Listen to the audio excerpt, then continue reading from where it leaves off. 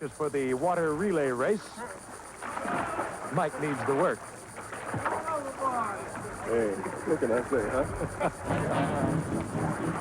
Oh, don't scare the little darling.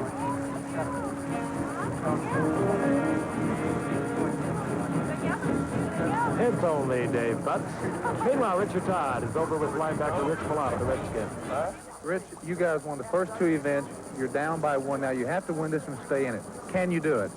I think we can. We looked at it earlier. This isn't our strongest event, though. So I think we're going to have some guys, some rowers out there that are going to have to do a little more than I thought they can do. We've got to do this to get to the tug of war. We have to have a 3-3 if we want to walk away the winner. Good luck. Thank you. Speaking for the Redskins, linebacker Rich Milano. They know exactly what they have to do. As you can see, here in the third day of the competition, the weather is clear. It is okay for the water relay race. There'll be 6 men on each team, and they'll use surfboards, and they'll use a paddle boat. It can be a lot of fun with that paddle boat, Reggie, because it is a little bit tricky. Now, the first 4 men will go up and back 2 lengths of the pool. The final 2 will only go 1 length of the pool. But again, the key is keeping that paddle boat upright. Bob Porsche leads off nearest to you for the Cardinals, and it'll be Charlie Brown of the Redskins who's over in the far lane. Good start by both of them. Look at Porsche go. You know, the Redskins, a lot talks about winning this thing here to stay even. I think the Cardinals are aware that they can clinch the whole thing and not even let it get to the tug of war if they win this race. Part of a 7-game series, I think they could win in 6. Meanwhile, Charlie Brown, a little slow in the first length of the pool, but he was good on the turn, Reggie. Yes, he was. We see Mr. Force. Looks like he's starting to fade a little bit as Charlie Brown just continues his single-arm stroke, and now Force is going to the single-arm stroke. And Charlie Brown has turned the lead over to Mark Mosley, and now Force gives it to Tommy Herb, but Mosley has the lead, and he's paddling well. Yes, he is. He's looked real good in practice as he negotiates his turn right here. Let's make note here, while these fellows are doing this, those boats are quite narrow, and the important thing is just to keep the thing straight and keep it right side up. I'll tell you, you can flip them so quickly you couldn't believe it. Mark Mosley still holds on to the lead. Mosley will turn it over to Joe Theismann. And meanwhile, Herr turns it over to Jim Cott. We get a real good example here of completely different styles. You see Jim Cott using the butterfly stroke or the double arm stroke. The problem he's having, not like Joe Theismann, using the single arm stroke, negotiating a nice turn. Jim Cott has his feet down in the water, and this is creating a drag on him. He's way back on the board, and he's really causing himself trouble.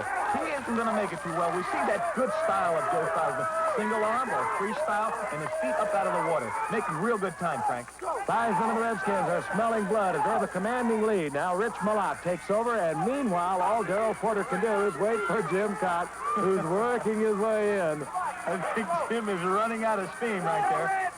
And now, Darrell Porter takes to the water, but Rich Milano, who, by the way, did not damage that ankle in the Super Bowl. That was hurt in a pickup basketball game. Boy, look at Porter come back, though. Porter's really coming on strong. All they can hope for now is to try to pick up some ground, negotiate those turns, and stay up in the boat. Hope for a mistake for the Redskins. That way, the Cardinals will have a shot. Now the tricky part. Rich Milano out of the boat. Mike Nelms gets into the boat, and they will go 1 length to the pool. Meanwhile, Dane Orge gets into Darrell Porter's boat. He will go where? Oh, it's over. How about that? Yeah, you can sing the song now. Turn out the lights. They better hope somebody falls over something as we see Mike Nelms just taking it easy and cruising along. He knows he's got the race run. And all the Redskins are hovering around the pool. They are cautioning Tony Peters, who will take the final length of the pool, hopefully for a Redskins victory. They could not hardly lose it. Meanwhile, John Stupor is beginning to close ground, but it's going to be the Redskins, Reggie. Yes, it certainly is, and they're getting ready for the celebration.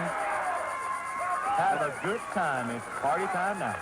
And it's going to bring up a final of the tug of war as Don Stupor eases in, perhaps saving a little energy for the tug of war because it's going to come down to that.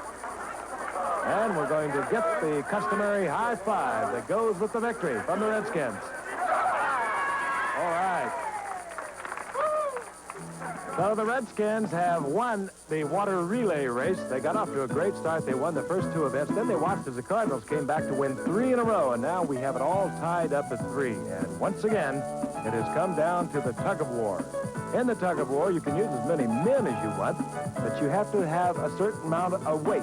1,500 pounds to be exact, and Molly Force with some of the other wives, Cardinal wives, are figuring out who's going to go up against whom. We'll find out when we come back.